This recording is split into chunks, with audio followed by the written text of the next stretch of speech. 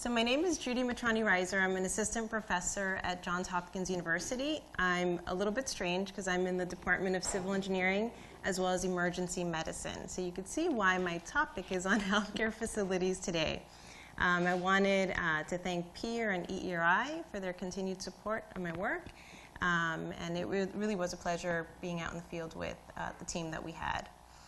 So just a quick outline of what I'll be talking about today. I'll talk about some of the physical infrastructure and human impacts to the healthcare system. I'll talk about what are the needs to keep hospitals functional, and that's something that my group focuses on in terms of research. I'll also talk about a survey tool that we developed as part of my first EERI Reconnaissance team and have continued to use and perfect over the years in many disasters, and not just earthquakes, but we've used it in hurricanes as well. Finally, I'll talk a little bit about the disruption to the space, the supplies, and the staff. And this is terminology that's used in mitigating patient surge after major events. And so we represent our physical and human infrastructures in the same ways. Finally, I'll talk about pre-existing building issues, which I think worsened the performance of some of the facilities that we visited in Nepal. And I'll conclude with some remarks on our initial impressions after the field. So Brett has already showed these numbers, but I think the time of day and the date of the week minimized the impact, the human impact that this earthquake could have had. But even so, there were nearly almost 9,000 deaths and more than 22,000 injuries. And out of those deaths and injuries, some of these were healthcare workers themselves. So given this impact on the human infrastructure, there was a demand for the critical healthcare facility. Yet this critical healthcare facility, which is composed of more than 4,000 public facilities and 350 private facilities, too was damaged after the event. We had more than 400 completely public facilities destroyed, more than 700 and about 65 partially damaged, resulting in more than $63 million in losses. So this next slide is not intended for you to read. It's just to show, it's a fault tree that one of my graduate students developed for a single hospital facility. And I see my students back there smiling because they know this very well. But so this, imagine, this is just to show the dependency on so many different components. And these are not just physical components, but human components and supply chain components for just one service at a hospital to function. And many hospitals have upwards of 20 service types. And so there are lots of things that could go wrong, and any one of these things could really disrupt the service. So you could have a perfectly fine structure, but not have the healthcare workers that report to work and not be able to provide a specific type of service. And so this is something that I think is unique about what our research team, and I think specifically EERI Reconnaissance teams do, is that we're trying to look at a holistic picture when it comes to functionality of buildings. We don't just want to understand why buildings don't become functional because of the damage, but we want to understand what was all that was going on. How did the people that are providing the services at these facilities, and specifically hospitals, how were they able to cope? Were there any plans in place to help them get to work? And so we've developed a structured survey that I mentioned before. We developed it for the Chile earthquake and have used it across the world now in many different events. And we collect a lot of baseline hospital information, like bed counts and catchment community sizes and things like this.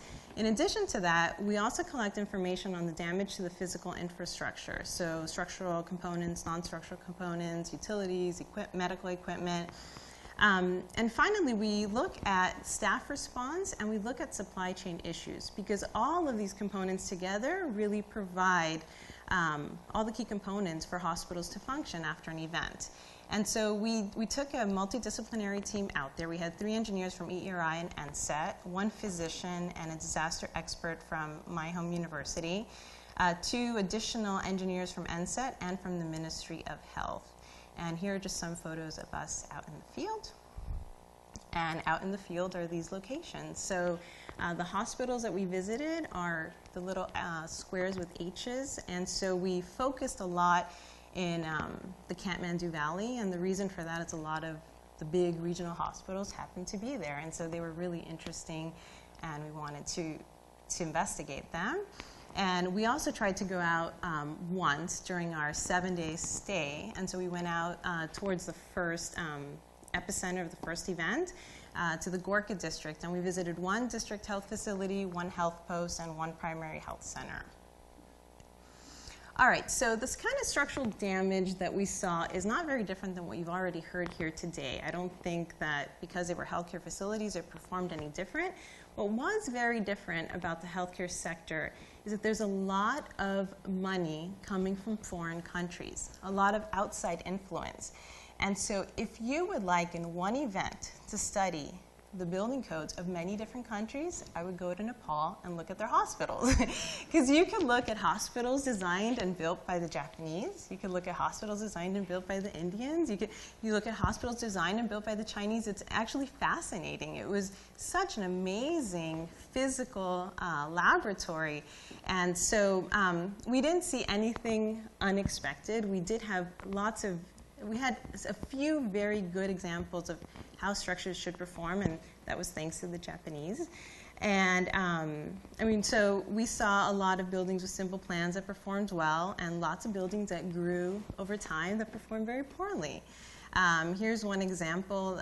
This is the Maternity hospital in Katmandu, and it was originally a 2-story structure that at some point became a 4-story structure. And it suffered quite a bit of damage and was red tagged. This is building site plan for the Gorkha District Hospital campus. And as you can see, you have this patchwork of types of structures on campus, and they all just kind of grew over time. And so, of course, those that grew over time did not perform well and were red and yellow tagged. And the more simple structures like this one performed just fine. In terms of non-structural damage, so I always expect to see fallen ceilings everywhere I go. Everywhere I go in the world, there are fallen ceilings. But there weren't as many here. So they don't use acoustic ceilings in Nepal as often as we use in other parts of the country, as well as we do here. So we didn't see that. However, when we did see acoustic ceilings, I found that those that had acoustic ceilings that went out all the way to the perimeter of the walls of the room performed very poorly. And those that had a perimeter of a stiff perimeter so that the acoustic ceilings didn't go all the way out to the edges of the room perform actually quite well. So that was interesting. We saw a lot of widespread infill wall damage and not that much medical equipment damage as we had expected. And I think that had a lot to do with the fact that you didn't have the strong shaking inside the Katmandu Valley. And so they were quite lucky with this. However, what we did see a lot of was a lot of fallen medical gas tanks. So there were medical gas tanks all over the hospitals. They were mostly not secured, and they fall. And has anyone ever been near a medical gas tank when it falls? It makes a really loud sound, a really scary loud sound. And these sounds really, it scared the patients, it scared their families, it scared the workers. And a lot of times it was just these sounds and what people were seeing that caused people to flee after the event, even though there was no structural damage in a lot of facilities. The photo on the left is a good example. I like to show it because we can even do small retrofits to non-structural components to keep all of our supplies standing. And so this is just a simple fix to these shelves. And again, the photo on the right shows some of the wall damage that we talked about before. I'll briefly go over power, water, and medical gases in terms of utilities. So it was mentioned already before. This is a country that's used to getting their power cut off every day. And not just every day, but for many hours a day. So in a sense, not having a reliance on resources on a daily basis makes them pretty resilient. And it makes them have lots of backups. And it makes them test all their backups, which is actually pretty phenomenal. And so even though there were power outages, they all had backup generators. Most of their backup generators worked. However, I would say that the amount of fuel that was being stored at these hospitals could be improved. And so we make a note of that in our conclusions. And this is just a photo of an unanchored power supply equipment. This is a wonderfully large 6,000-liter fuel tank that was empty at the time of the event. So this is the kind of thing that we don't want to see after an earthquake. We like everything to be full and ready. All right, so in terms of water, there's no dependence on municipal water. This was actually quite shocking. And so most hospitals have their own water supplies on site. Some hospitals have multiple water supplies on site and have a plan for what happens after an event and how they're going to use all these different water supplies if they were to have one go out. So that was really nice. We do recommend most hospitals, we'd like to see them have more than a single supply in the future. I'm going to show again some of these good examples. On the left-hand side, the generators that you see on the back, those are generators that are dedicated just to back up the water supply for this hospital. That's fantastic. That was great to see. And then on the right-hand side, you see a flexible pipe joint. Again, this was a hospital designed and built by the Japanese, and this, if this had been not a flexible joint, it probably would have broken. And so it's, it was really nice to go out in the field and take photos, because I always take pictures of everything that goes wrong, and to come back and have some good examples was really nice. This is just to show you there's a huge dependency on these water tanks that are on site. The one on the left is not anchored. The one on the right is. Most of the ones we saw were not anchored. And I think had the shaking been stronger, this would have been a pretty big issue, because these water tanks tend to be on the roofs of buildings. They could fall over and they could be quite dangerous to people. All right, so now in terms of medical gases, some facilities had oxygen plants on site, but many did not, and they were dependent on having to transport canisters to cylinders to the facilities. And for the most part, they did not have trouble afterwards getting to their supplies. Even though there was a lot of damage, they were very, I'd say, creative. A lot of workers brought in cylinders on their way to work in their personal cars. There was all kinds of things going on. And so it was shocking that this wasn't a bigger issue as it should have been. One thing that was very shocking was that there was a lack of maintenance, even in these super well-constructed buildings that are super impressive, and we like to use them as examples here in the States. They weren't being maintained at all. There's just, there isn't, I would say, an emphasis on strong maintenance in these structures, and I think that that's a really big issue and needs to be addressed in the future. Another surprising realization is that the lack of fire suppression systems in every facility we visited was shocking. There was only one facility that we went to that had fire sprinklers, and most didn't have anything. And then I took this picture because I was on the way out of a boiler room, and I was so happy to see the fire extinguisher on the floor that I had to just take a photo of it, but that was it.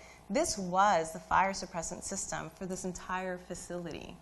And that's really scary. And so I think an emphasis on kind of hazards of fire after earthquake needs to be emphasized in the future. So one thing that was very nice was that a lot of staff live on site at the hospitals. And so if you want your staff to report to work after a major event, you put them on the same campus. And it works very well. And so we had more than normal numbers of staff response to a lot of these facilities. Many workers, however, did lose their homes, even the ones that were on site. And this is a picture of damage to nursing homes on site. Surprisingly, the doctors' quarters were just fine. So I don't know what's going on there. In terms of supplies, there weren't huge issues in terms of running out of supplies. They stockpile well, but not consistently. So we like to see more consistency in that. And I'll jump to conclusions as people start to stand to my right. The healthcare system really is a patchwork of performance. If you really want to go and study lots of different building codes and see how structures perform all over the country, go to Nepal. It is actually a really interesting example for us, and lots of very good performing structures to learn from. Also, the facilities that we evaluated, whether they had structural damage or not, they evacuated all of their patients completely. And this was shocking. I know Brett couldn't believe it. He's like, why would they do that? But we've seen this before. We've seen it in Mexico when people do not trust their physical infrastructure, they evacuate. So a little bit better risk communication is important in trying to understand the difference between non-structural and structural damage. Finally, many facilities manage to function in alternate spaces, such as tents in front of their facilities, and did it surprisingly well. However, I think they did it so well because there was a huge out-migration out of Katmandu. So the patient demand dropped significantly. Something like 700,000 people left the valley after the earthquake. So we saw a wide variety of disaster preparedness plans, some very well, some very poor. So having more consistent planning through GHI efforts, for example, and NSET efforts would be great. Finally, most external utilities failed, but they fail every day. And so being prepared with backups, not just having them, but having the resources to make them work would be great. Most hospitals, I mentioned that. And staffing numbers were fantastic, and I think that had a lot to do with having them nearby. So close proximity of staff is great. Some future actions: firefighting systems, better building maintenance, following building codes would be great. Following a consistent building code would be even better. And lots of planning with the staff. The hospitals that had prepared their staff performed and responded very well and cohesively, and others didn't. And so here are some references that you can look online later, and already Brett has showed this. You can look at the EERI website for some more reports. And thank you to my fellow colleagues at Geohazards International and NSET and Johns Hopkins University for the excellent collaboration, and for Peter and EERI for their support, and many others as well. Thank you so much.